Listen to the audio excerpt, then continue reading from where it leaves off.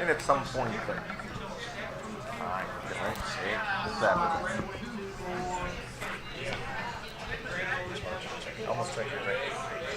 welcome to the Autosportradio.com 2018 show. I'm your host, Don Kay. We are live from McGilvery Speedway at 30th and High School in the beautiful town of Speedway, Indiana. Tonight's show is presented to you by Honda and Honda HPD, the Indianapolis Motor Speedway, Verizon IndyCar Series, and the SVRA. Got a couple things to mention real quickly. I'm sure everyone has heard, and tell me how excited you are that Fernando Alonso is coming back. It's a good idea.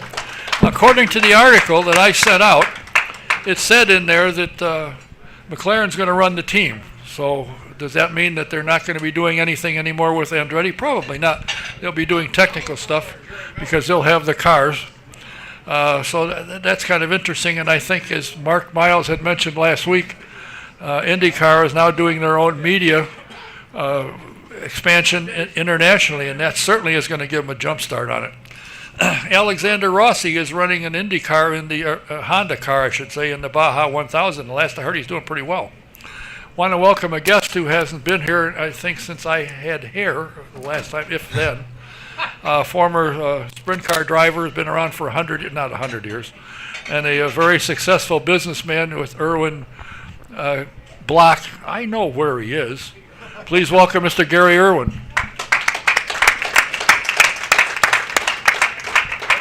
And with Fluffy's approval, I'm going to have him here in the next couple of weeks, if not sooner. Don't forget there's a big sale at the Speedway starting on Friday at the Media Center. It's open Friday and Saturday, so if you get a chance and you're looking for hats, jackets, shirts, pins, whatever, you got to stop by there and take advantage of it. And on the 17th, Saturday, there is the Ganassi Racing. They're hosting the Honor Flight program at their shop, a little fundraiser for them. It's a great thing to see once in a while. So you get a chance to get over there on the 17th to the Ganassi shop. Also, if you haven't subscribed to Trackside Online, you are making a mistake. You'll find out the season may be over, but the teams are still functioning and doing things, and you get all the information from them and from the series and from the Road to Indy program. So go to tracksideonline.com and subscribe. It's only like $24 a year or something, but you'll be grateful and glad that you did. And at the Speedway Museum, it's the Hoosier Thunder short track exhibit. If you haven't been there yet, you got to go there. It is really something. Great cars. And don't forget Saturday night here, right here at McGilvery's, is Rockin' House Rock Band. They will be here, I think, from 8 to midnight this Saturday, if I'm not mistaken. I believe.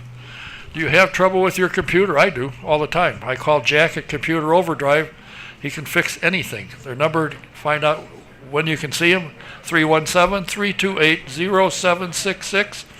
And when you go to have your dentist visit, you want to go to the best, the Indy Dental Group. We were just there yesterday. They are spectacular. Dr. Jack Miller and Dr. Liz Lewis have a phenomenal practice. Call them up, make an appointment. Number is 317-846-6125. Want to remind you that the Grand King Shops have launched on a YouTube channel in which they have all of the interviews, or piecemeal interviews they did with many drivers and owners and mechanics they worked with. Both liked and didn't like Grand King. It's an interesting thing to see. So go on YouTube, put in Grand King, and subscribe. It doesn't cost you anything, but they get credit for it, so you want to do that. And this, on December the 7th, at the this coming Saturday, it says December 7th. Why am I reading the 17th? Anyway, 17th. Mr. Irwin will be one of the guests, along with his son, Ron Gregory. They'll be there, and his nemesis, who's convinced him he won $6 million, will be there as well. So if you want to have a good time, you go down to the Grand King Shop, which is at 8155 Crawfordsville Road. It's next to the old A.J. Watson shop. Stop in there. The program it starts at 5:30. Get on down. You'll love it.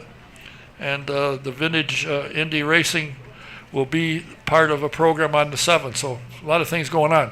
My first guest.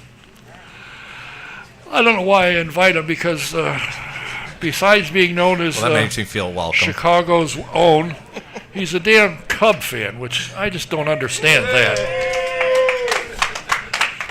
He is one of the 3 originators of the Indy Racing Experience, one of the most phenomenal things that's ever come along.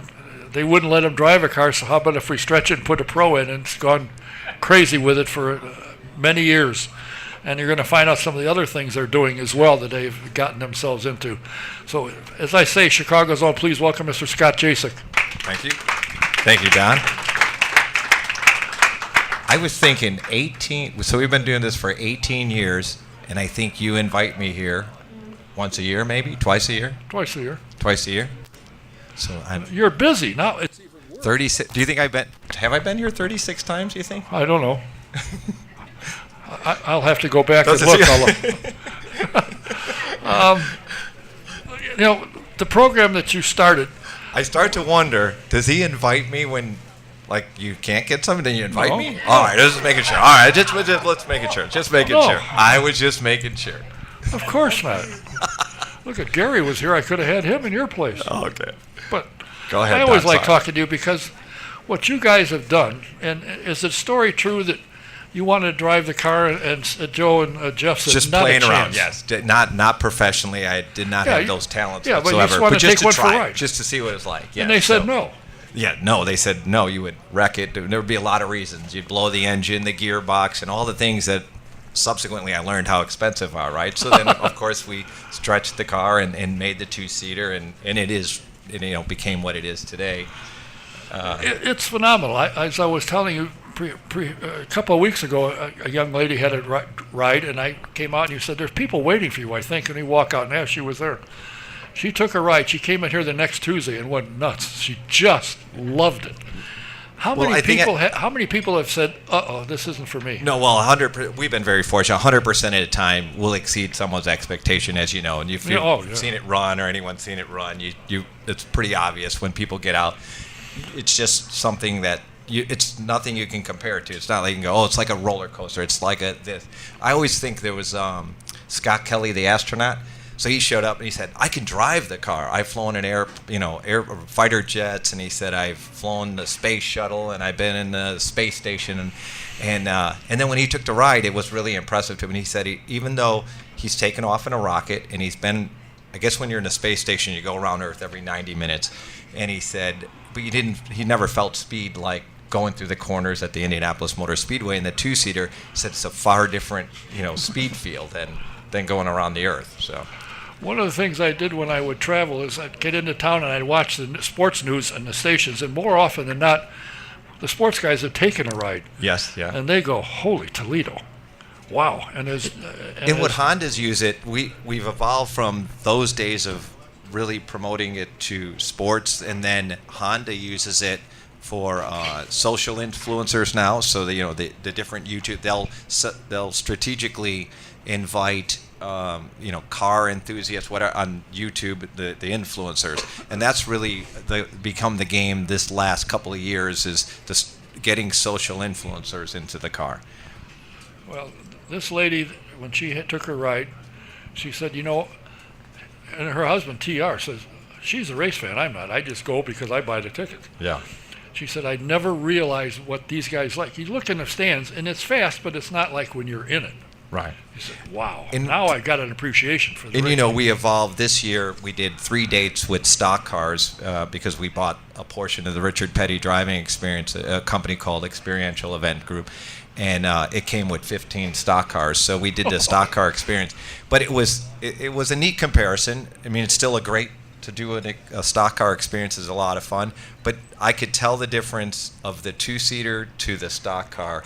Obviously my heart and soul is with the Indy car 2-seater, but just watching the people get out, it's a better experience than the stock car. Even though I want people to do the stock car experience, the Indy car experience is a better experience. Now, you guys have expanded your business tremendously. You bought Panther Graphics, and that's going well, I assume. Yeah. And we're working with some teams now. I'm not sure I'm supposed to say who they are, but we're paint. Not only doing graphics, but we have a paint shop. So we're painting and wrapping and doing decals for several IndyCar teams now too. And don't you have a graphics business down south as well now? You've expanded? Well, with EEG, we and it's called Experiential Event Groups, and it's located in Charlotte. And they utilize our graphics. So we haven't expanded there yet. We haven't put printers down there yet. But that's the goal. Yeah, it will evolve to that. Now, if I'm not mistaken, when I stopped by your shop one day, you just gotten a new printer. You said it's the biggest one made. Yeah. And you can use... We have several now, but yes. Oh, really? Yeah. Wow. I know what you told me you paid for the first one. Holy Toledo. Now you got more than one? Yeah. Well, yeah. Well, you have to have a backup now. Oh, absolutely. Their first job, I felt sorry for him. I said, how are you going to survive? He said, well, we got 11,000 trailers to do from Menard. And we still do all the Menards trailers. Yeah. And we do, all kinds of printing now. Yeah, a lot of graphic stuff.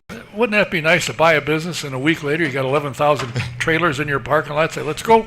We were doing a lot of work. If you've been to Indianapolis Airport, we do a lot of the graphics at the airport now, a lot of the window stuff. And that you can do that with this new printer. The printer is really, it's all environmentally friendly. We do a lot of hospitals. We do a lot of children's hospitals. We work with this Bat Cole Foundation. Little boy who, when kids have cancer, they draw a lot of pictures and stuff, and then we take their pictures and turn them into wallpapers that are environmentally friendly. It's the ink and all, and we take their pictures and then, like I said, turn them into to wall art. And we've been doing that at, I think now it's 9 or 10 hospitals we've been working with, and doing that with Hewlett-Packard too. Jeez. What else have you, besides the stock cars, and you bought a whole bunch of trucks, transporters, because you're into stunts and you're into all kinds of things. The Experiential Events Group, which was born out of the Richard Petty driving experience. It's a tier 1 supplier to Chrysler. We do work for Ferrari. We transport parts. We do the Ferrari Challenge, lots of hospitality. Do NHRA. We do the hospitality for Chrysler there, for Dodge. A lot of ride and drives. Do police training. Move simulators to military bases. Probably between all the companies, there's now 300 employees. So it's not. It used to just be a handful of us, and now it's I think when you started, it was 90 or something like that. Yeah. Well, at the Dallara factory, right. When we just opened the Dallara building with Dallara, initially there was about 90 people in the building, but now Dallara's got quite a few. I don't know the total number that are in the building, but it's well over 150, I'd say, or something. Did they get in your way? Do I need to? No. That's a great relationship. When I listen to and see what you're doing, I'm surprised you're here now. Because you're on the road a lot. You travel quite a bit. A little, not as much as I used to. In fact, I used to love... Davey Hamilton and I used to take the street legal 2-seaters into markets, and Davey and I sometimes laugh saying those were our best of times, right? Taking the car and just having a lot of fun, giving rides and out there. Like today, our guys are down in Austin with the street legal 2-seater promoting the IndyCar race in Austin, but I don't get to go do all the fun stuff anymore. Why? You got to stay open. Too much, yeah. You have to do. Yeah. Got to manage a lot of people. Really? What is Ruthie? What's her part of it? Ruthie works for Experiential Event Group, and her job is vice president of business development. She does a wonderful job. In fact, she's on the East Coast right now, but that's her job is find new experiential. We're pigeonholed into automobile and racing, so we're trying to branch out even more in that because that's just a huge market, experiential stuff. Don't you do stunts or movies and so forth? Yeah. Well, we have camera trucks, and then most NASCAR commercials utilize our vehicles and then our camera trucks down in Charlotte. Jeez Louise. And all this started from drawing a little picture on a napkin. Let's expand the car. One thing led to another. It does, yeah. And, if you're looking, what's been neat about the Indy Racing Experience and connecting us to so many people, it just once you can make the connection and you see people take a ride, and whether it's a business guy or whatever, you can kind of draw from that and find new business opportunities. And we've been real fortunate that way to seek out the opportunities. And you have some winners, you have some losers, but we've been more than 50% right so far. Boy, that's pretty good. I think, yeah. But you still get time, because I see on Facebook you and your kids are here, there, and everywhere.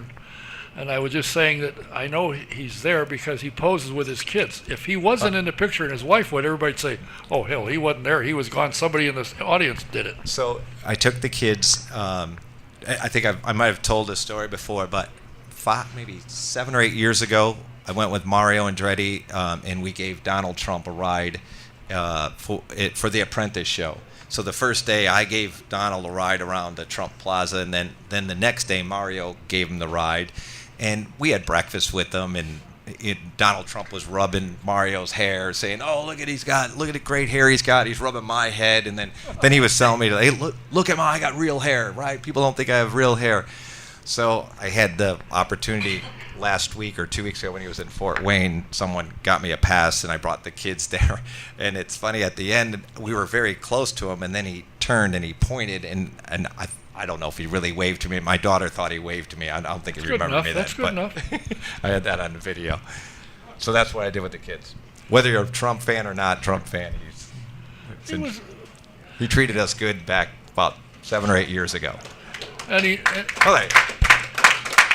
You never know if you're got to be careful. It doesn't matter. He's still a leader, And I was surprised that, I think from you and a couple other people said he knew a lot more about the 500 than you'd be surprised. And at the time, who would have ever thought he'd be present? But when I was sitting there with Mario, this is 7 years ago, he knew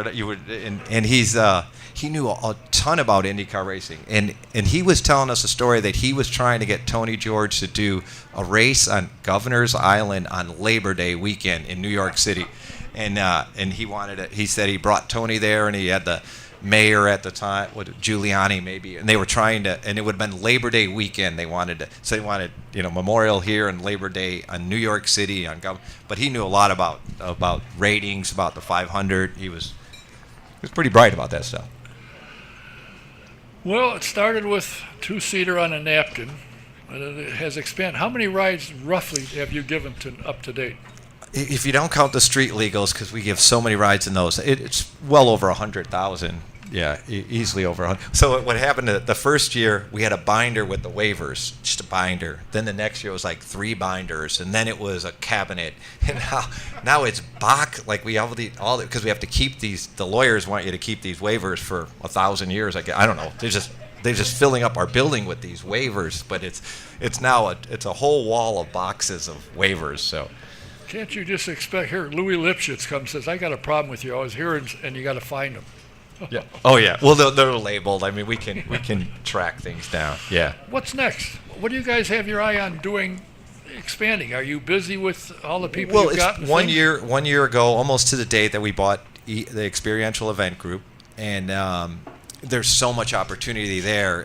It's just kind of dwarfed into many areas. There's, we have a modeling agency in there because we use models for the auto shows, and so there's. I don't know. Today there's not something on the radar, but. You're the perfect guy. I mentioned this to CJ last week. You've obviously been to Pocono recently, mm-hmm. and the crowds aren't there that used to be.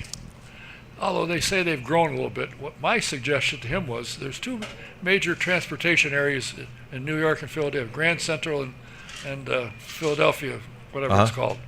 Why not put a big flat screen TV with highlights of IndyCar? Because it could be 3 years ago. People don't know.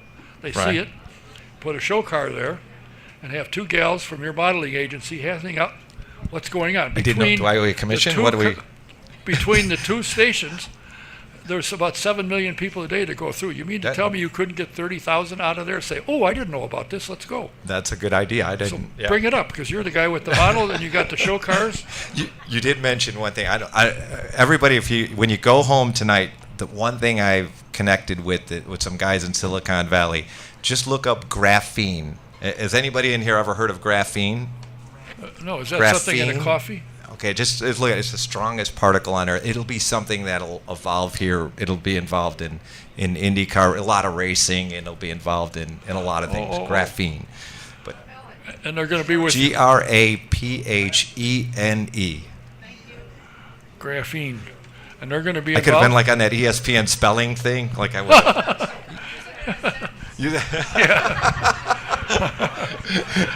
It's a nano product, but it's really an interesting. Through the 2-seater, these are a group of guys that worked for Steve Jobs at Apple and built the factories and stuff for Apple. But they came up with this 3-dimensional graphene is what it's called. But Are they going to be part of? You'll remember you heard it here first. Like that was. Are they going to be involved in you guys in any way? Potentially. You've signed things sometimes you can't say, but. Well, I know. Yeah. But you've got the pen is in hand, just waiting to put all the things. Could be, yeah. But it's an interesting thing to look into. It's and it'll evolve. You'll hear more and more about it as time goes on. Yeah, but we heard about it from you. Correct. It's stronger than you can increase the strength of carbon fiber and make it lighter. Really? Yeah. And you could potentially make tires that last hundreds of thousands of miles, and it's all green technology. It's not toxic. I'm sure that'll make Firestone happy. We can't sell you tires after 40, 50,000 miles. You can tune it, however. But it's a really it's an interesting new thing coming out. I find it interesting that out of the Dallara shop, this, for lack of a better word, empire is being run. I mean, all the people you're scattered about, you're not all in one office. Yeah. You have Ruthie there, who's the vice president, but she's on the road a lot, I assume. Yeah. And I forgot who I was talking to, and I said, I just had Ruthie. Oh, I work for her. I forgot who told me that. I said, really? You down there? I said, oh, yeah, I work for her down there. Cody that used to be for CSM. He used to do the stage for IndyCar. He works for us now down there. You picked up a lot of people that used to be around. Yeah. They come to work for you. Huh. I'm surprised they like all three of you guys. Other thing. Every time I come here, so what we just said, 18 years, twice, I always ask Don, when are you going to come and take a two-seat ride? And he's never taken a two-seat ride. What do you think? No. Hell no. No. What I like doing is getting people to get the ride and promote it, and that's. I know. And I think the people that have, like this gal that was here, she sold some people. That said, we're going to do it. Was it that good? Oh yeah. So that's. We rarely advertise because we've been very fortunate because of the word of mouth and people putting on social media and all. So we've been very fortunate in how people talk about the experience. Now let me mention. I just cleared this, so it's all right. If you want to ride next year, go on to IndyRacingExperience.com. Find out where they're running here and when. Make yourself a date, and they got a promo box, and in that box put SJ1. Yeah. It gets you 50% off. Right. For a number of years, Christmas time. So SJ1, you're all welcome to use the code. For ride, a drive, anything. It is Christmas time, isn't it? It is. Soon. Yeah. Yeah. I mean, really, right after I got news for you. All our promos start running. I got news for you. You go in our house, sure it's Christmas time. There's a tree in there. There's garland and lights and stuff. And that's only the start. Santa Claus is going to go in there and go, holy Toledo. Before you leave, I want to ask you something off there about Christmas time. I want to see if I can talk you into something. Sure. You want to be Santa for my kids? What do you want to do? The three of you, Jeff Sinden, and Joe Kennedy, have been together for this whole time you've been together. And you're always, not always together, but, you go out to the track where the car's running. At least two of you will be there. You're usually, but not always. How have you guys gelled from the beginning? I mean, you came from budget. You were an executive with budget. Right. But because we were never the same, we don't have the same talents, right? If I always say, if you saw me working on a two-seater, don't get in it. I'm not that guy. Like I'm not that mechanically inclined. That's Joe Kennedy, and then Jeff had lots of relationships in racing, and then I brought the business sense to it, the administration, the contracts, the legal, the accounting, all the insurance stuff. And so then, it just really worked out well because we don't have similar talent. So we rely on each other as a team, and it's really worked out well. It wasn't planned. It's kind of like the Dallara building when the town of Speedway approached us. We look smart today, but at the time you're just building a building, hoping everybody else would build around. Same thing. Went into business with two guys that I really enjoyed as friends, and it's worked. And we've had a wonderful business relationship for 18 years.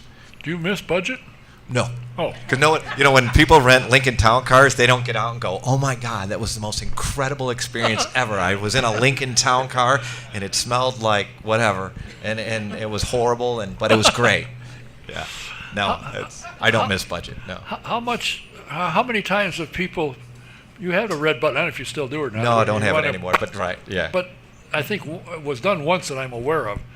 Yeah, I mean, people. What happens is people are more afraid getting into the car and prior to it starting. But once it starts, it's, believe it or not, it's like a Zen-like experience because you're so focused in the moment, right? Because you're just focused. Not, like someone's not going around thinking like, well, what am I going to do later, right? They're just wondering like, are they going to be alive in every corner? And so what happens? They come back and they just it really blows them away because they were just caught in the moment. And it's really an interesting. When I see people, I always as every once in a while, someone will panic a little bit, and then I tell them just stay relaxed, and we'll try to get you back in the car again. And if you don't want to go, you don't have to go. But I tell them just once the car starts rolling, all that'll go away. The feeling, the anxiety, it'll all go away, and it does. You don't have anybody out there and they're panicking out. The one guy though, we had one. This is a long time ago. Going down pit lane, the guy was slapping Davey Hamilton in a helmet, and he was screaming, "I can't breathe! I can't breathe!" And Davey goes, "But you're talking." He's like, "If you're talking, you're breathing, right?" And he was just panicked. That was I remember that guy. Yeah. Yeah. Well, I've heard. We could probably sit here for hours and tell stories of just crazy things that's happened through the years. I heard, it might have been you that said the problem you have, the oval isn't the problem. I mean, they get anxiety, but they go. But the road courses you can't do too many. Well, Laguna Seca, we were doing a thing for Speed Channel, and it had just rained, and the track was drying out, and Mario was giving this guy a ride, and Mario goes by, and he radios, "I don't think I gave him a good ride. Let me give another lap." We're like, okay, with 2 laps gets a little dramatic. Goes by 2 laps. Mario goes, no, I got it this time. So we gave him 3 laps, and then Mario goes, one more lap. I think he's okay. And then 4 laps. So then he comes in after 4 laps, and we took his helmet off, and he ran to a garbage can. And then he was like laying next to it. I thought we killed the guy. So the road courses. In fact, what we started to do, we asked people, we're willing to do 2 or 3 laps on a road course. It's just people don't enjoy it as much. In the beginning, and I think it was at Watkins Glen is when we learned this. You would see people, we do 2 laps and they'd get out and they liked it, but you could tell that a lot of them were shooken up. But if you just do 1 lap, they came back with the same enthusiasm and excitement as they do when we do an oval. So we kind of tuned it to, we just tell people, we're more than welcome to give you more than 1 lap, but you'll enjoy 1 lap more than you do 2. In Mid-Ohio, too, there was a baseball player, and then when he got out, he laid in our trailer for a good hour and a half before. Yeah. Sissies. It's amazing what that has done for the sport. I mean, the people that I've talked to that have done it said, I watch a race and I love it, but now I see what these guys are going. And they're going 30 miles an hour slower than the Indy cars are on the race, but they don't realize it to them. They've never gone that fast in their life anyway. Right. Although some people pass me on 465 once in a while. I wonder how fast they're going. But when you couple a 2-seater with a Mario Andretti, you have the name, and then you have the experience, and and then it attracts the, when we get the big star type people, the Lady Gagas and so forth. Those really help expose the series and our racing experience, all over the place. Have you guys run down at COTA yet? Yeah, we've done several events at COTA, yeah. You think IndyCar will run well there? I would think, yeah. I mean, I remember going to COTA with Mario, and we were there it was right after Detroit, so it was June, and it was dirt, and they were going to have that track ready for the first Formula One race in October. I would have bet $1 million they wouldn't have had it done. It was just all dirt, right? But I thought, I would think it would be a good track. I mean, it's you got that lot of elevation. That first corner is real tight. I'm no race car driver, so I don't know, but I would think it would. Now you provide Mario with show cars or 2-seater because he is now connected with somebody in their opening karting centers around the country. Yeah. So when he opens one, you send him a car. He demands that the 2-seater goes, right? Because he wants to give some, whether it's a governor or the mayor or whatever, as they open the karting centers around the country, he wants a 2-seater there to give the ride. So Mario clearly understands what the car can bring to the series, brings to him, and just an exposure value. I don't know if I'm going to ask this question. I will answer any question. Who is the most famous person who has whizzed in your car? Oh my! Well, we've had I'm trying to think how I could say this. We've had so many unusual experiences, right? There's so many humorous ones. So Shonda, the young lady that's always in our trailer. She handles it. People put their fire suits on. She has this one guy. He takes his fire suit off, but literally his shorts and everything come off. So from the waist down, he's naked. And he's talking to her, telling her what a great experience it was. And she's like, "Sir, your pants are around your ankle." Like, he just had no idea, right? Then we had this one guy, him and his wife. He comes up. They go, someone stole his pants. I'm like, what? They go, yeah. He went in the locker and his pants are missing, and he has some fancy belt buckle. And she's yelling at me, "You better find his pants." I'm like, his pants? Like, who would steal his pants? So I give him money to go to the Speedway Museum to buy shorts, and then he comes back to put the shorts on, and he's got the fire suit, and he takes the fire suit, and he's got his pants and his belt buckle on. He's wearing his pants. Just crazy things like that. We've had millions of just ridiculous things happen. So, I mean, we've had other things happen that we had to throw the suits out, but that's happened a few times. But I don't know if anyone, I don't know. I don't know the answer to that question. Good. I don't think anyone's ever whizzed, but people have done some other things in them that we had to throw them out. So when somebody says they scared the crap out of me, yeah, you did. That's happened. Yes. Unfortunately, yes. Yeah. I just thought of something now. Does she go by Shonda or La Shonda? She goes by Shonda. Yeah. She could write a book because she's seen a lot of this stuff happen. Yes. Yeah. Well, I've told the Lady Gaga story, right? Did I tell that? No. Is it? I don't want. Boy, I wonder if I should tell this story or not. But so she's not listening. So Lady Gaga, right? Of course, we're going to have Lady Gaga right at the start of the Indy 500, right? And so we're trying to corral her to put her in the fire suit. We're in the green room in the pagoda, and Shonda's up there, and I keep trying. I'm calling her Lady. I'm calling her Miss. Finally, I'm like, "What's your name?" I go, "What is your real name?" And she goes, "My name's Stephanie." I go, "Okay, Stephanie." I go, "We got to put you in the fire suit." And then Mark Miles and Allison Millington were telling me, "You got to get her down there." She's just lollygagging around. So we go into the green room, and Shonda's got the fire suit there, and it's Lady Gaga, Shonda, some other lady, another guy, and myself. And then she turns to me and she goes, "Scott, are you gay?" And I'm like, "Oh, no, I have a wife and kids." And she tells me, get out of the room. So I left. And then Shonda comes, the door opens, Lady Gaga's in a fire suit, and at the same time our press guy's yelling at me. She's wearing a Honda fire suit, but no one could take pictures of her. Do you hear me? And he's yelling at me. And I'm like, I don't care. We just got to get to the front of the field. And then Shonda tells me, bad answer. Like I should have said maybe I was, for a moment, might have, but But anyway, so we... just read into what happened. So we go down to the start of as we're going down. Everyone's taking her picture, and I'm telling people don't take pictures because this little guy's yelling at me. Don't let anyone take any pictures. So we get all the way to the car, and then she yells at me, and she's like, "Why are you telling everybody not to take pictures of me?" She goes, "I'm a movie star. Like I'm a star. I want my picture taken." Well, then when she takes the ride, we had Susie, the head marketing lady from Honda, was in the trailer. And Lady Gaga comes in with Mario, and so now I know why she wants to keep the fire suit, but I know why, right? You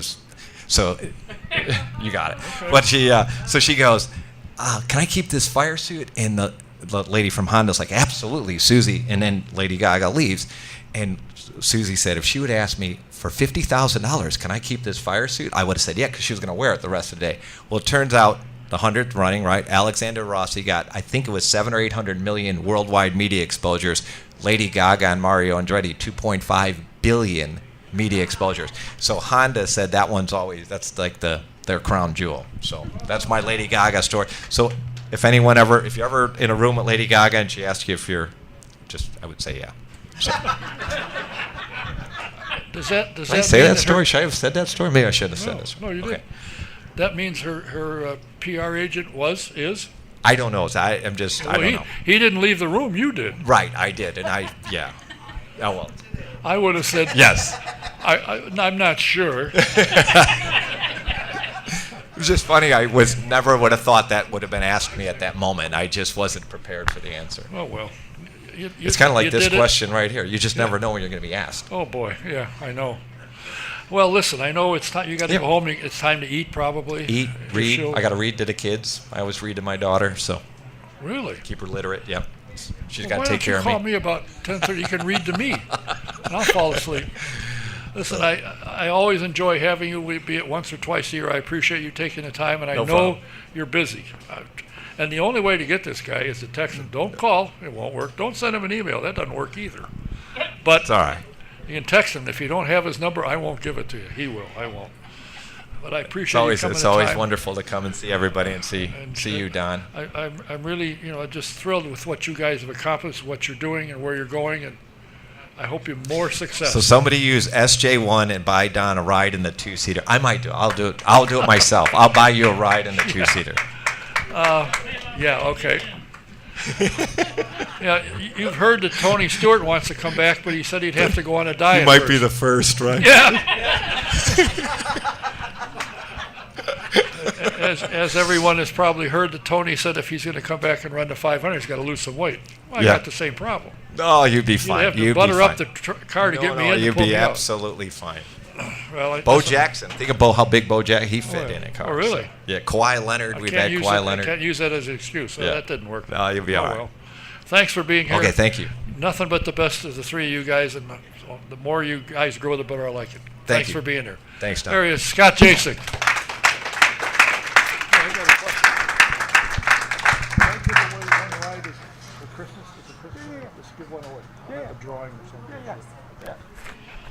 All right, we just made a good deal. That's fine. It had nothing to do with me. Well, as my next two guests work their way up here, I want to remind you that Sam Pierce Chevrolet in Daleville has the best price on cars in the country because they are in the country. So take I-69 north to exit 234 and exit south 1 mile, and you won't miss Sam Pierce Chevrolet. And you'll also find out why he is always rated at or near the top of customer satisfaction. He's a great guy, so I highly recommend you check it out. And as I was talking about the Indy Racing Experience, you can go online, indyracingexperience.com, pick a date. In the promo box, put SJ1, you get a 50% discount.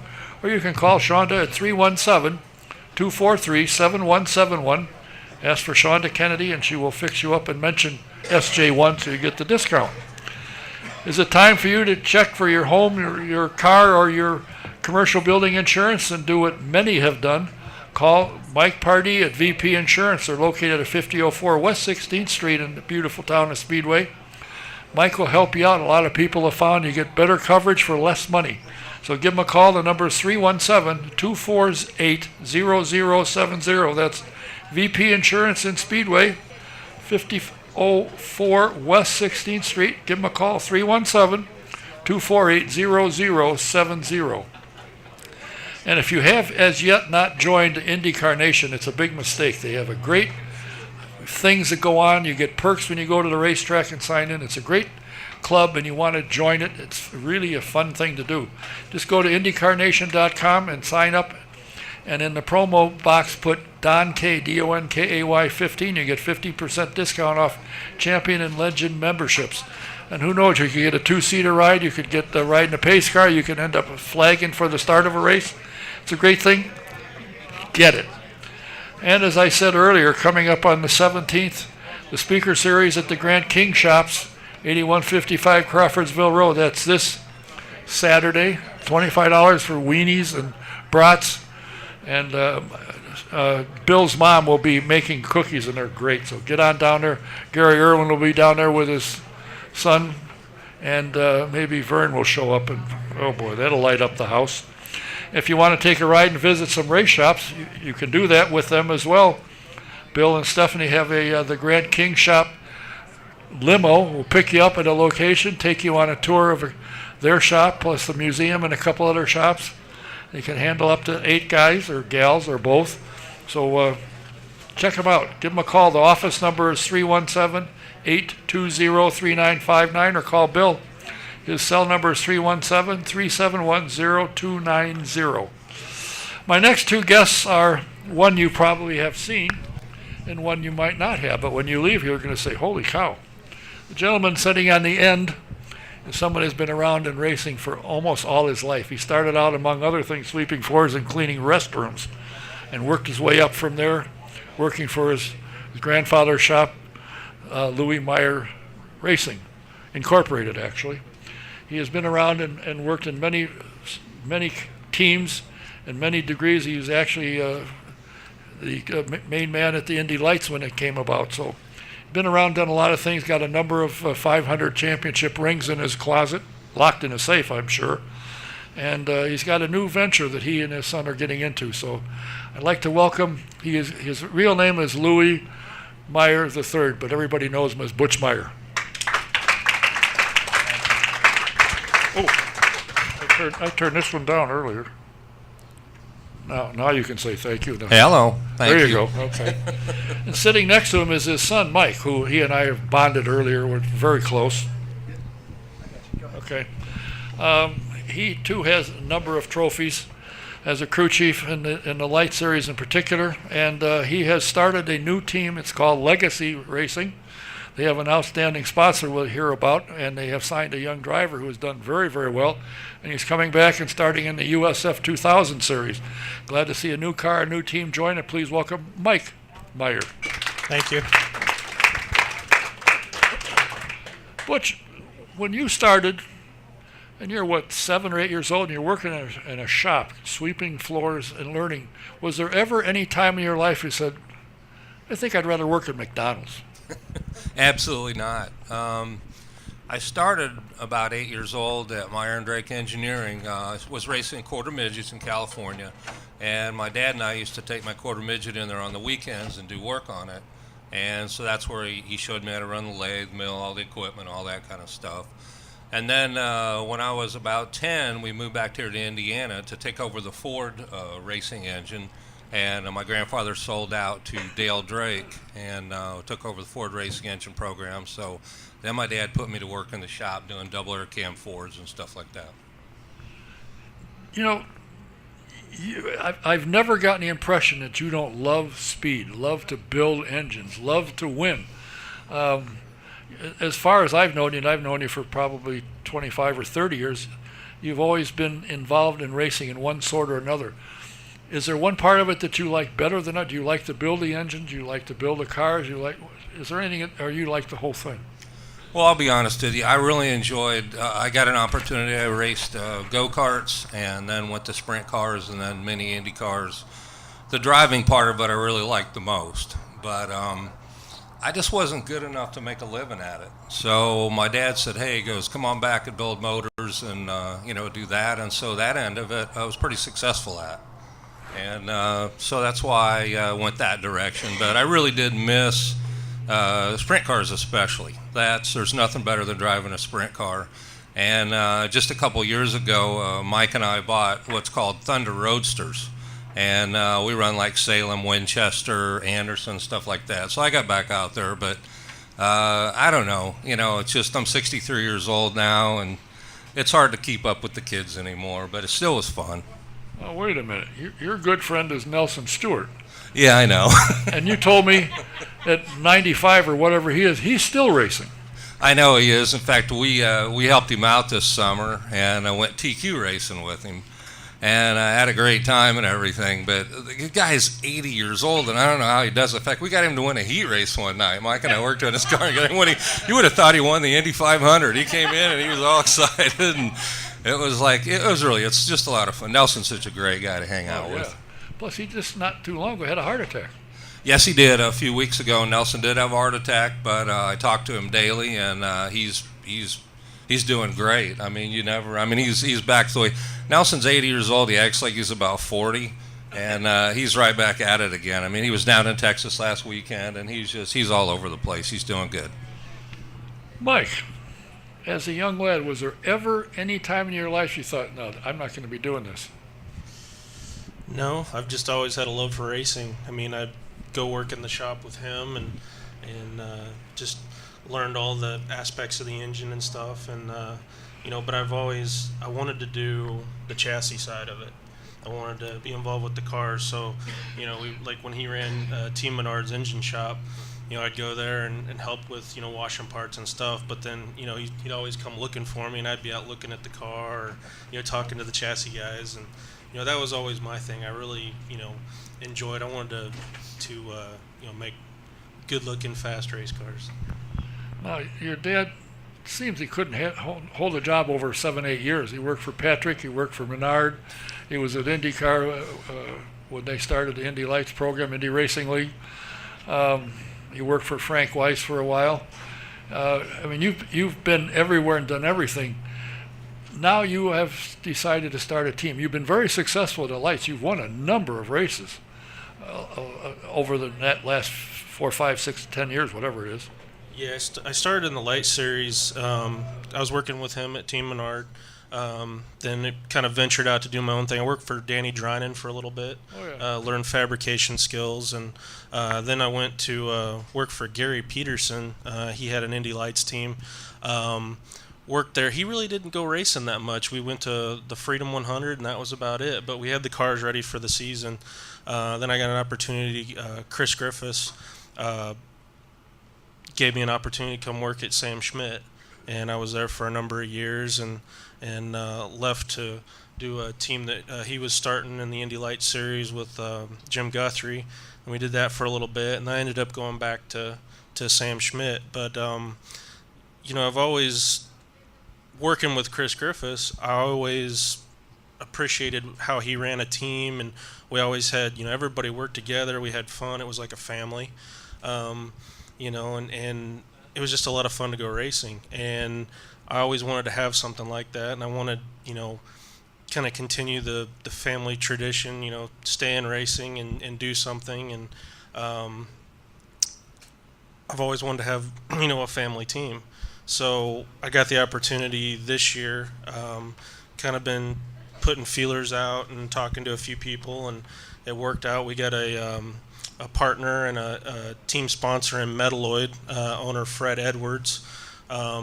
He saw the vision that I had and wanted to help push it along, and so I got my dad on board, and we're gonna do this deal, and hopefully we're gonna start in the USF 2000. We have Alex Barron. We just signed him. Heck of a young driver. He's 23 years old. He's had quite a few shots, but they've never materialized. Usually the team or the sponsor will run out of money, and he's always on the podium or in victory circle. So, but we're trying to work towards moving up to Indy Lights. With Alex, and maybe someday IndyCar. Who knows? And who is it that's your partner? Is it the Metalloid? What is it they do? Metalloid is a green oil company, basically. They do a lot of different lubricants, kind of versions of WD-40 or just a lot of different things. But it's a green type. It's biodegradable. They also do gun cleaning and gun oil. Basically, anything lubrication-wise, they can do it. I asked you this when we started. Are you buying new cars, or have you got cars are you guys going to buy 2 new cars? Well, we already have the cars. Fred and his son-in-law, Ryan Barth, they had, kind of dabbled in the USF 2000 series, and they bought one of the cars from Cape Motorsports, and then Ryan had bought one of the cars brand new. And so they had them existing. They had the truck and trailer. So that's all the main ingredients they had. And then hopefully with us with the expertise and how we can prepare cars, and it's going to be a really good team. What do you think, Butch? Are you ready to go back and start? This interesting. Go back a second. Interesting thing about it is Alex is actually coming back to the USF 2000. He could very easily move up. Probably the Lights, but he's coming back to run with you. Yeah, I worked with him when I was with Bilardi for a little while. He ran their USF 2000 car just a little bit. I think it was two or three races, and he won one race and podiumed the other 2. And then he moved right up into the Indy Lights and was teammates. I was car chief for Gabby Chavez. We won the championship that year. But Alex was just, heck of a talent. I mean, just amazing. I mean, I think he won 1 or 2 races that year, and he's a great teammate. Like at Long Beach, Gabby was on the outside of the front row, and Alex was right behind him. And coming down for the start, Alex actually bump drafted him, pushed Gabby into the lead, and then they went to fighting and everything, and Gabby won that race. But no, Alex fully deserves to be in Indy Lights and even IndyCar. And he just, like I said, he just has never. It hasn't followed through for him, and hopefully we can do that. Now, Butch, you're the car chief. That means you got all the pressure. If it doesn't run, they say, you. What, with all your experience, what is it that you are bringing to the table? Obviously, years of experience. You know the engines. You know how to, but you can't work on the engine or you get fired. Well, yeah, you can't work on the engines. The engines are done by Steve Knapp up in Wisconsin, and the lead engines are all sealed and everything, and that's all well and good. But those cars, there's so many things that you can do to them to make them faster, and I'm not going to tell you what that is, but wouldn't know anyway. So. The bottom line is you can take any race car, and if you've got a spec motor in it, you can work on the chassis and make the thing freer, make it faster. Yeah, well, see. In USF 2000, you can do that. In IndyCar, you can't touch much of anything, can you? I don't know. I hear it. They write the rule. I mean, I used to tell Brian Barnard, write the rule book. I know. And is what the teams do, and rightly so if you're a racer. You look at the rule book at what you can't do, but then that also tells you what can you do. So the bottom line is it's not cheating. It's racing. It's pushing the rules and doing everything you can do to make that car faster. And if you're in the racing business, I know you're not going there. Neither are you to lose. You're going there to win. Yeah. And you do what you got to do to win. Have you ever driven, Mike? I drove when I was younger in the go-karts, and it didn't really work out. I got big. I should have been a football player instead. But a few years ago, we got the Thunder Roadsters, and the first ran a half season in the beginning, and it was towards the back, and so we really I lost some weight, and we worked on the car over the wintertime, and we went back, and first race out, broke the track record at Salem, and won the race, and but working in the Indy Lights series, I could only go to so many, so I tried to hit all the big tracks, the Winchester and Salem, and we rented Lucas Oil or Raceway Park, and we got pretty good at that. I hold the track record at Winchester and Salem and Raceway Park in the Thunder Roadster, and I did it at Anderson for a while, and then we had tried to help one of our friends out to win the championship in the Thunder Roadsters, and he ended up just nipping my track record in the car. So See, that means you can build a car. Butch, when you started with Indy Racing League and got involved in their programs, are you happy with where they has progressed now? The IndyCar is, and they still own the Indy Lights program. It's being run by Anderson Promotions. Oh, yeah. But do you think they're on the right track? Yeah, IndyCar, the Indy Lights program, when Roger Bailey and I, when I went to work there, it was Roger Bailey and I and Rick Mirza, the only 3 on the payroll in Indy Lights. And we had like 8 cars. And we built that series up. We had over 20 plus cars, in the series, and Roger and I felt pretty good about it. And that was one reason why I left the league is I loved working there, but I wanted to be a car owner in the Indy Lights series. I wanted to race a car. And but anyways, the Light series, it costs so much money to run. I don't know how they're going to cut the cost in that series, and you can see it as there's only 8 or 9 cars on the track. The IndyCar series, though, I think has taken off. I mean, IndyCar is looking better and better, and I love seeing things like Alonso coming here and running with us again this next year. I mean, I was rooting for him when he was here the last time. I wanted him to win it. And Tony Stewart talking about coming back and everything, that's going to be huge, So, no, I think IndyCar is going in the right direction. Do you think that the ladder series is accomplishing what it set out to do? Now, Roger once told me, I think in the last year you were there when he had 24 cars or something. Yeah. He said, when I get 33 cars to start the Freedom 100, I'm going to retire. Well, unfortunately, he got retired prior to making that. But I understand this year they're going to have should have 12 to 14 cars. That'll be better. That'll be good. And I tell you why, when Roger and I, when we ran that series, we kept that car around for a long time, and we kept making updates to it. Because the car owners, we'd have a meeting with them at the end of the year and say, okay, what can we do to help you guys? Because those guys, they got to come up with the money to keep those cars running, and we want to keep cars on the track.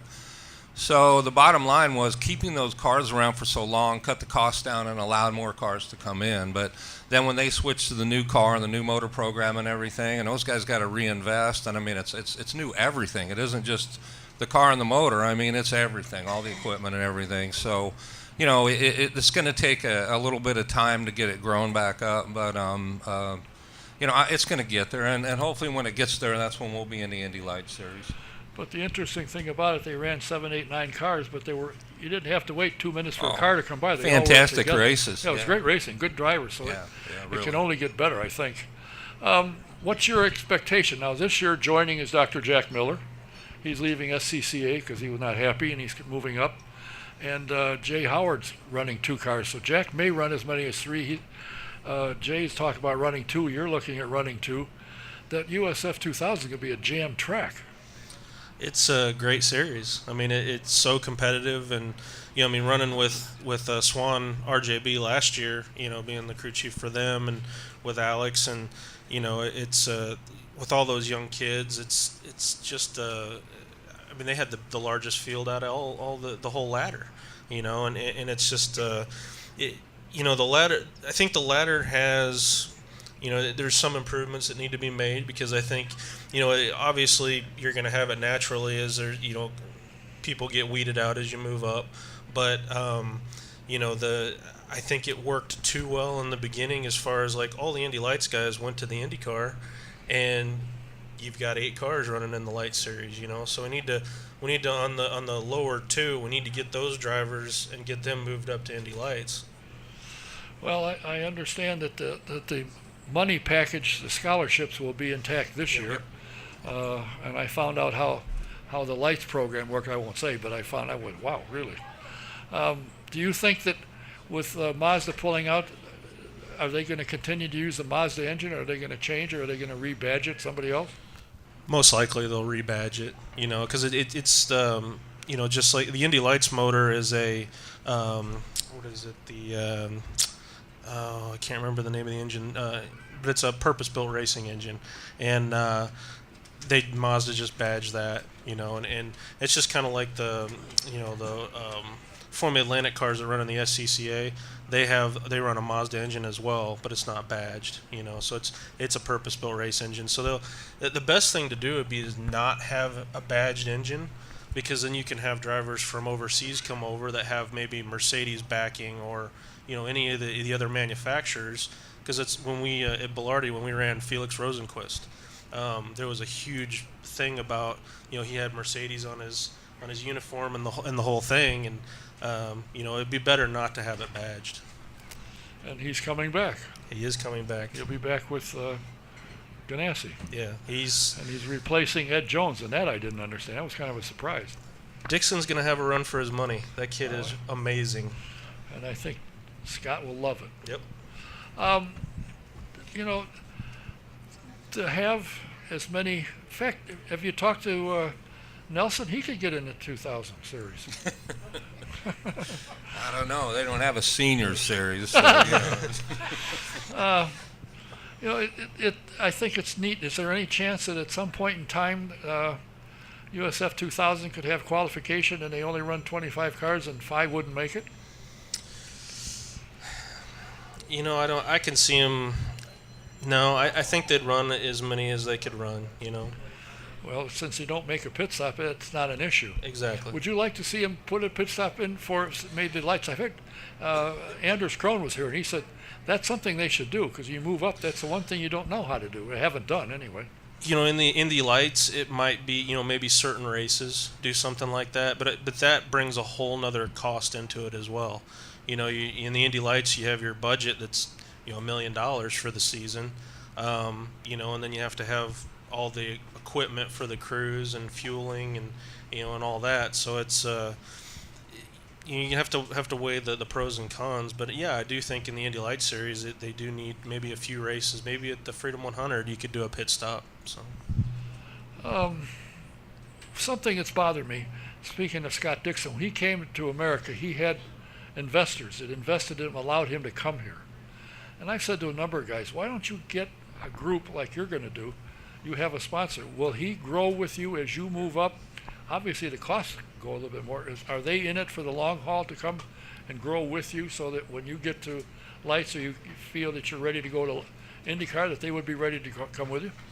Yeah, I mean, Fred, we've talked about it quite a bit, and our goal is to move into Indy Lights, and maybe, never can tell. I mean, hopefully maybe IndyCar someday.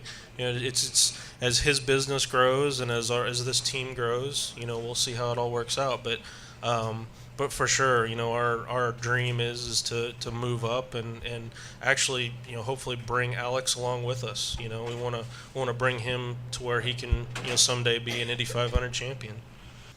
Well, people laughed when I said Alexander Ross. Oh, he'll never win. Oh, yeah? It can be done. It doesn't happen often as a rookie, but he did it. It's amazing what that's meant to him. Butch, are you retired now? This is going to be your job. You're going to have to talk to him about getting a check every week?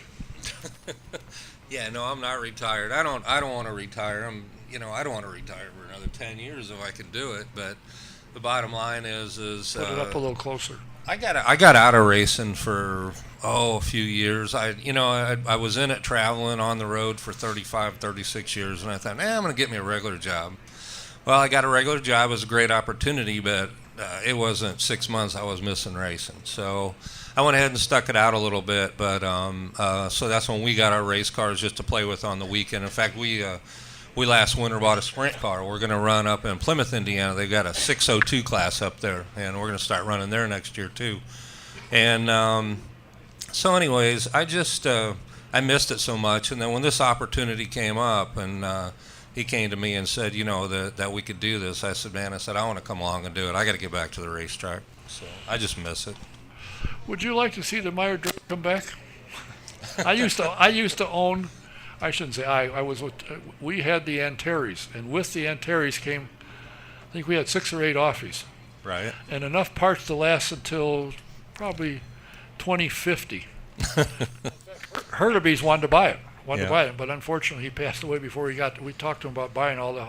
Would you like to see the Meyer Drake, also known as Offie, come back?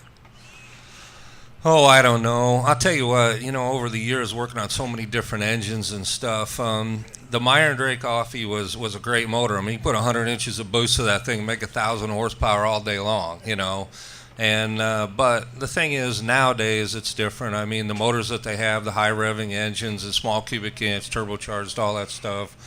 It's an evolution and it's progress, and the motors that they're coming up with now are just way more efficient, way better. Yeah, but the sad part is AJ was building cars that he used to build to race for $12,000. He was building them and selling them for $250,000. And the guys that have got Offies that are full and runnable are getting a lot more money than they did back when I had some.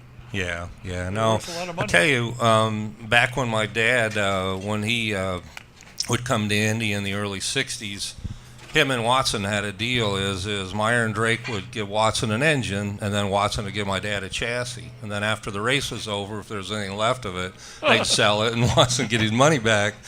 But anyways, it was all a good deal. And back then, I mean, I think you could buy an Offie for about $7,000 or $8,000. I mean, they were pretty cheap. And then even the double cam Ford, when it first came out, it was only like $9,000 for a complete engine. So you can't buy an engine for a midget for that anymore. Well, yeah, and when I was at Team Menard and we were running the Chevy engines, each one of we had 21 engines. They were worth $100,000 a piece. So. Gee, John didn't have to get another job to pay that, did he? Nah, he's doing all right. Yeah. I had seen this and forgot about it. It came out today that the former well-known super stock car driver David Pearson passed away today at 83. And I got to meet him and hang around with him, which almost was my death. When I first got into following NASCAR, when I went, there was nobody. I mean, you could have shot a shotgun in the grandstands that hit nobody. But I was affiliated with R.J. Reynolds, Winston, and they took care of me. I was the first Yankee down there and followed them, and they wondered, what are you doing here? And I would go, and they'd be sitting around the pool after with Pearson and the Allison brothers, and oh, jeez, and I'd have to get up and leave. I couldn't keep up with them. I was a sissy. But David was a good guy, nice guy, and really enjoyed. Nice to know him.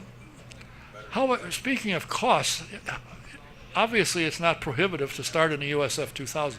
What does it cost to buy the equipment, the cars, and run for a year, roughly? I mean, I'm not going to call the IRS on you. I'm just curious.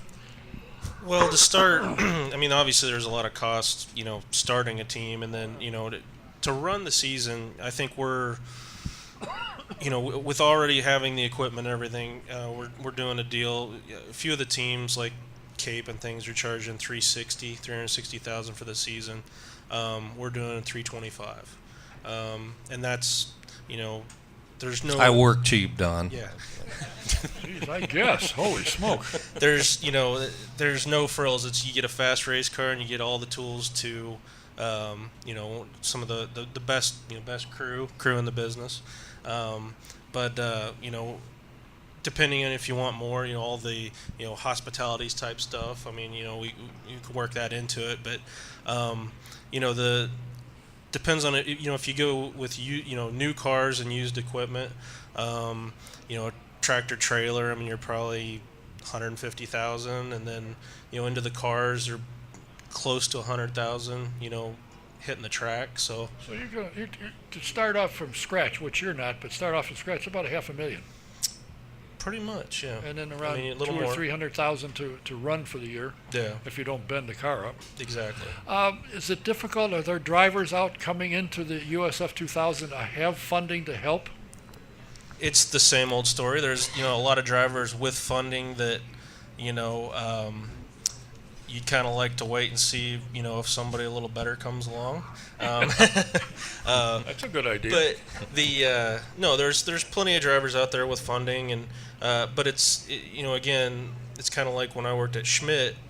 The best team out there as of right now in the F2000 is Cape Motorsports, and all the drivers want to go there. So they're talking to every driver they can, and it's kind of holding all the drivers hostage until the last minute. They pick the 3 or 4 drivers they want, and then everybody's scrambling to go to the other teams. But no, we I think we're pretty well off with Alex, and we're talking to a few drivers that will complement work well with Alex, and I think we're gonna have a championship caliber team. Well, the guy sitting next to you, whom you know fairly well, I'm sure. Yeah. In his bio, it says the biggest thrill he has is to build a car that wins. And that's what, I've talked, in fact, I worked on a team, and I've said this 100 times. Their driver could not have won the 500 if 32 other cars broke. He wouldn't have won. He'd have been in a fence, or he'd have been someplace. And it's amazing the effort. When you get a driver that can drive, he's capable. You'll do whatever you need 24 hours a day to give him a car you can win with, because that's what you're there for, is to win. That's right. Exactly. And that's what's fun, is to watch when you got 25 cars on the track and they all are there to win, and they're all put the effort in. Then it's fun to watch. Exactly. Yep. You were going to say I'll tell you what, in last year at the Grand Prix, Alex went out and won the first race. And in the second race, he was going for the lead, and he got hit, spun out, and had to go to the tail. And he came all the way through the pack, and when they came down for the checkered flag, the yellow came out, or he would have won the second race. And to have a car like that can come from the back and go all the way through them and pass all those guys at that track was pretty amazing, and his driving ability too. I mean, it was just amazing. I couldn't believe it that day. Can you give him the same car? Yep. He's in the same car. Is it the same crew that's going to be putting him to the lead? It's Except your dad's there now, so you've got 40 years of experience. Well, I'll be the car chief on Alex's car, and then hopefully we'll announce the second driver soon, and we'll have him a good driver, and we'll. Oh, you're second. Oh. Yeah. So now the years of experience will say, I can take my guy and beat you, because I got experience. How much does experience cost, or what does it mean for not only a crew chief like yourself and the driver with experience? How heavy does that count into success? Well, in this series, the F2000 series, it's very rare that you'll come across a driver that has like as much experience as Alex does. And it's priceless to have someone like that, because then the last test that we just had at Gingerman in Michigan, we filled our setup books with so much information, because he knows what he wants out of the car. Now with a new driver, we also tested a young stock car driver there, and he, it's all about teaching, and that's why with my dad on that car, he has so much experience. He can work with those young drivers and kind of and that's what we're here for, is to mold them into someone that's running as good as Alex. Butch, question: do you still have a Roadster chassis in your shop? A Roadster chassis? Yes, a Roadster chassis. No, we don't. We have a Thunder Roadster chassis in there, but it's for somebody else we're working on. I think they're talking about the Roadsters that that AJ used to build. Yeah, no, we do not have one of those. We've got our two Formula 2000 cars. We've got our sprint car, and then we're putting together a little plan too. We want to go Silver Crown racing. And that series is starting to pick up a little. I know, and so we're thinking about, instead of buying a Silver Crown car, we want to build one. So we've got 90% of the equipment. We bought a tube bender the other day, and we're getting ready. I think. There you go. And we've got some ideas on a Silver Crown car, and I think that's going to be a fun project. We're going to be racing somewhere every weekend. Yeah. Well, if I remember hearing you earlier, you said, geez, after all these years, I'm going to stop. Well, you're back at it again every weekend somewhere. That's a good thing. I'm really looking forward to it. Speaking of having an old car in the shop, I found his first sprint car he ever drove. Where did you find it? Somebody's barn? There wasn't much left of it. There's not much left of it, but the guy that had acquired it sanded some of the old paint off of it and found his paint job underneath. Yeah, so we're trying to get a hold of that, and I want to put it together for him, and maybe go. And go vintage racing. Yeah, there you go. Go with Tony Peralta in vintage racing. Yeah, there you go.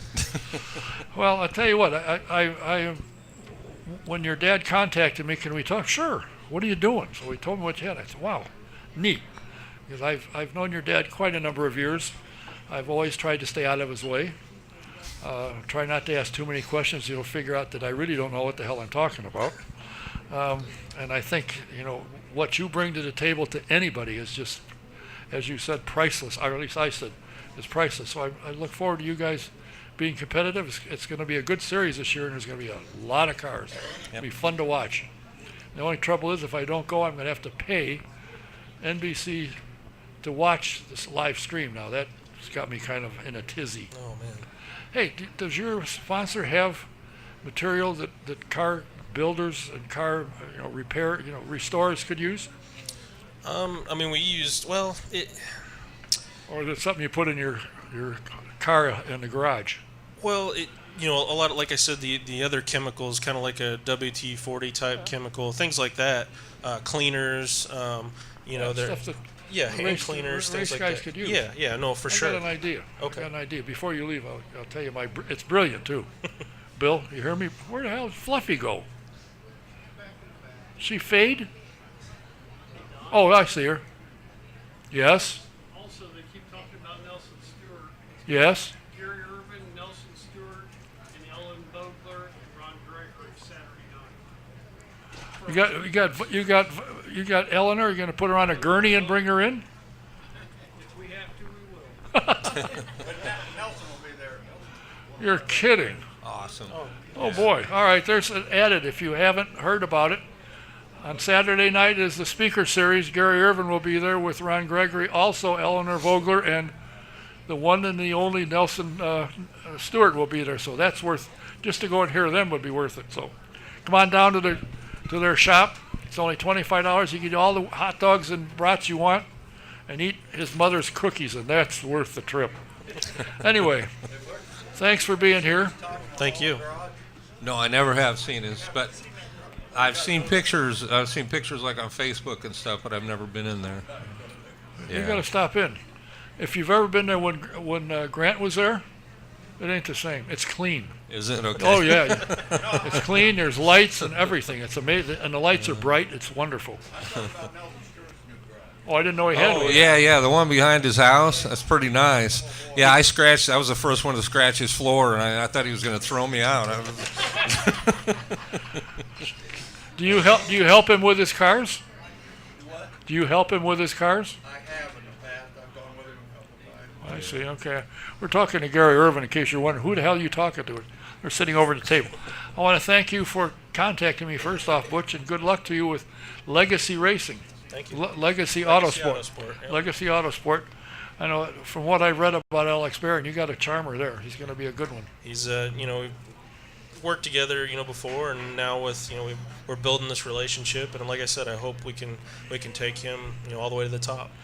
Well, it's too bad you put the older guy next to you on the second car because he might help you in the ears, but maybe you don't need him. Who knows? But thanks for being here. He's been around forever. Butch Meyer and his son Mike. We'll talk Thank you. Thank you. Legacy Autosport. Next week, we will be here. Would anybody interested in coming the Tuesday before Thanksgiving? All right, 5. Okay. My first confirmed guest was for many years the only non-family member of Hellman and Company's board of directors, Jack Snyder. He's going to be here. We're going to talk about Mary Hellman. I figure who's better to talk about somebody who's been with her for 50 or so years. So and I'm working on a couple other guests, and one of them might be here tonight, and it's hard to say. He might have to cough or something next week and we'll work on it. But we'll be here same time, same place, same station. Until next week, Don Kay saying thanks for being, thanks for watching. See you next week. Good night. Thank you very much.